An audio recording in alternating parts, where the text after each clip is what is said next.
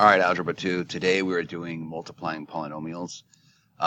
You can see right now that technically these aren't sitting in an equation. So you can imagine that all of these terms right now are on the same side. This is just basically the same stuff you've been doing forever at this point, but just it looks a little different. So when you have something like this, where it says we want you to multiply polynomials, you're going to see a bunch of parentheses. By now you should know that when you have parentheses like this next to each other, that is indicating multiplication, or the other term for it is distribution. So I'm going to go ahead and just work this out how you do it. It's very methodical. It's essentially one at a time, and that's really it. So I'm going to start by showing you this first one. And watch my pen. Here it goes.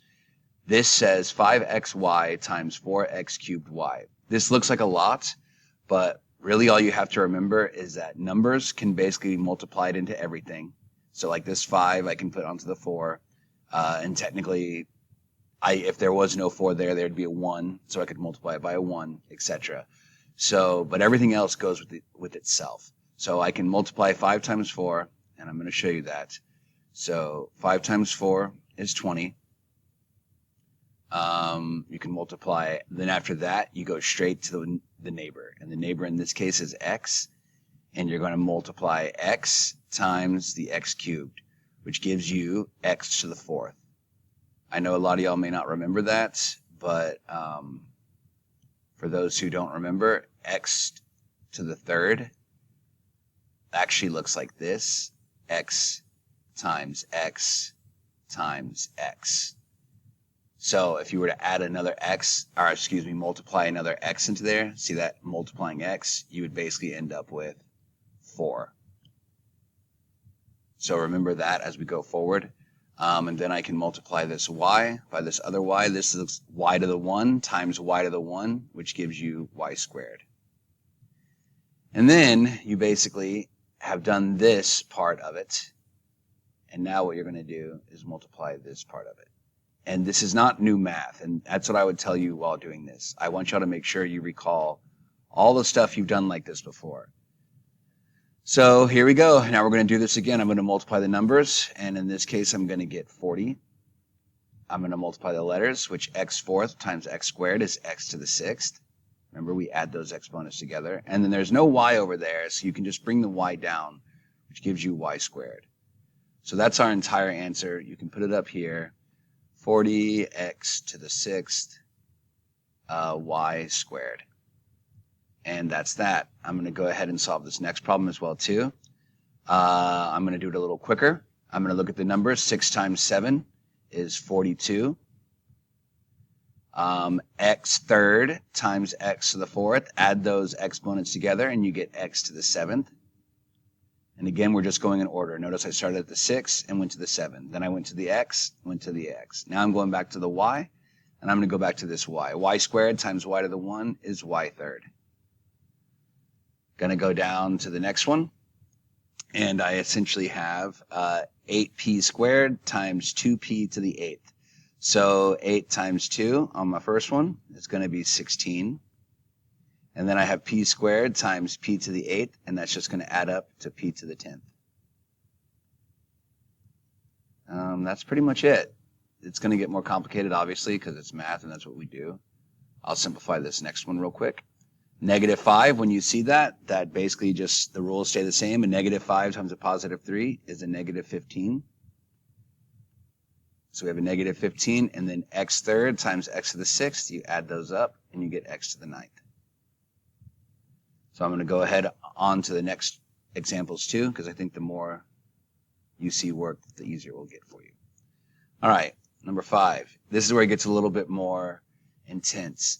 Whenever you have an x plus 2 times an x plus 3, or even more for that matter, what ends up happening is you have to do things one at a time. You're going to start on the first variable on this, or the first term on this, which in this case is x, and you're going to multiply out, and that's going to give you x squared.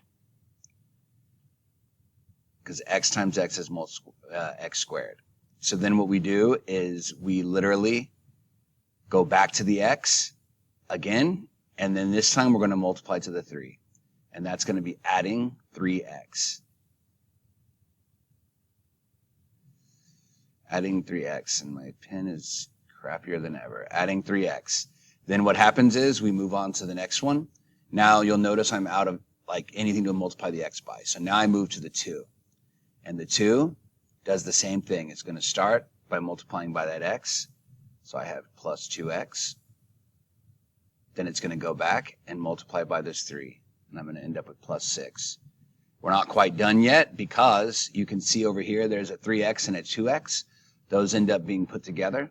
And you end up with x squared plus, and they're being added together, 5x plus 6. And sorry for my damn pen. That thing is annoying as can be.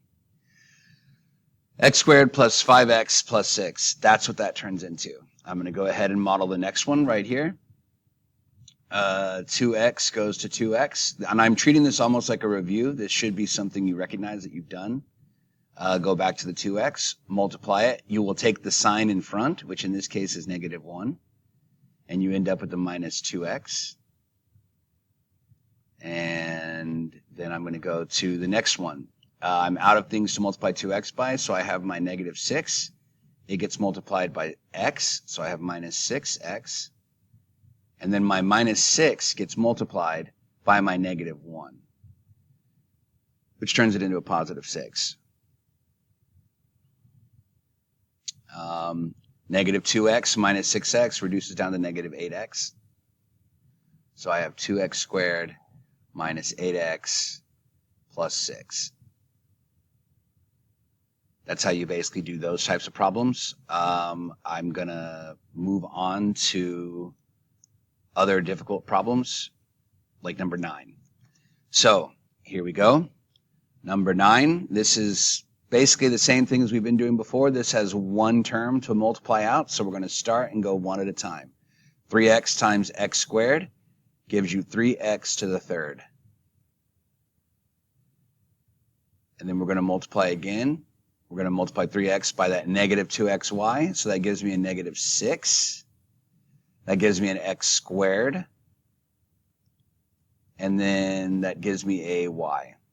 Then I'm going to multiply this 3x times this 4z. And you'll notice there is no x and z's and everything to combine with each other. So watch how I do this. This is important. I can multiply the numbers together clearly, which gives me 12. But then x and z, they basically just stay as x and z. There's nothing more to do with them. So that's what we end up getting for our answer right there. I'm going to do another problem. I'm going to go to the next page. Sorry if you need to push pause on that or anything. Hold on. If you need to push pause, you can push pause on it now. Otherwise, I'm going to the next page. Here we go. This is the one that is like where it gets more and more complicated, but it kind of sucks, so I'm going to do this. Here we go. You're going to start with the 2x. You're going to multiply by x. So you get 2x squared minus 10x. How did I do that? Because it goes all the way over like this. Then we're going to go to the 6, and we're going to get plus 6x. 6x minus 30. And that's a big one, minus 30. I'm going to combine these two together. That's negative 10x, and 6x is negative 4x. So I have 2x squared. 2x squared minus 4x minus 30. And then we're almost done, but we got to multiply that x plus 7 as well too. And now you can see the big mamma jammas that start coming out here. 2x squared times x is 2x cubed. And remember, you just start in order. You start with the first one, go to the first one. Now 2x squared times 7 is 14x squared.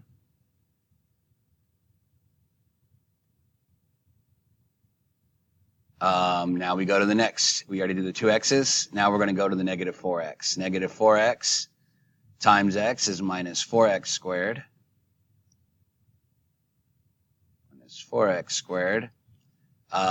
Negative 4x times 7 is negative 28x. And then we can go to the negative 30. Negative 30 times x is minus 30x. And then negative 30 times 7 is negative 210. And then I can put all this garbage together. There's only one cubed one, so we're going to have 2x cubed. How many squares do we have? We have 2 terms of those, so 14 minus 4 is going to be 10. So we end up with 10x squared, which is nice. And then we have minus 28x minus 30x, which is going to give us minus 58x. And these sometimes look pretty, and these sometimes don't look pretty. So keep that in mind. And then the minus 210. And then, ta-da, you have multiplied this out. All right? Looks good.